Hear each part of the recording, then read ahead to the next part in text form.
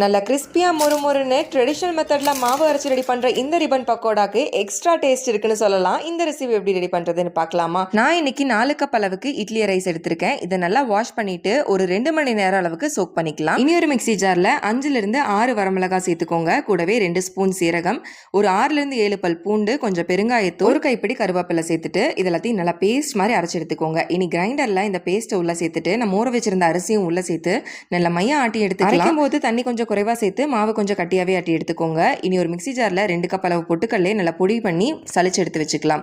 இனி அந்த அரைச்ச மாவுல கொஞ்சமா பட்டர் சேர்த்து கூடவே உப்பு சேர்த்து நல்லா கலந்து எடுத்ததுக்கு அப்புறமா அரைச்சு வச்சிருந்த பொட்டுக்கடலையும் உள்ள சேர்த்து நல்லா கலந்துக்கோங்க. பொட்டுக்கடலை கொஞ்சம் பார்த்து அளவா சேர்த்துக்கோங்க. ஏன்னா ரொம்ப கட்டியாவும் ஆயிடக்கூடாது. மாவோட கன்சிஸ்டன்சி பார்த்தீங்கன்னா இந்த மாதிரி நல்லா சாஃப்டா இருக்கு. முறுக்கு குழல்ல மாவு உள்ள சேர்த்து நல்லா சூடா இருக்க எண்ணெயில அப்படியே பிழிஞ்சு விட வேண்டியதான். சூப்பர் டேஸ்டான நல்ல மிருதுவான ரிப்பன் பக்கோடா ரெடி. ட்ரை பண்ணி பாருங்க. பாய்.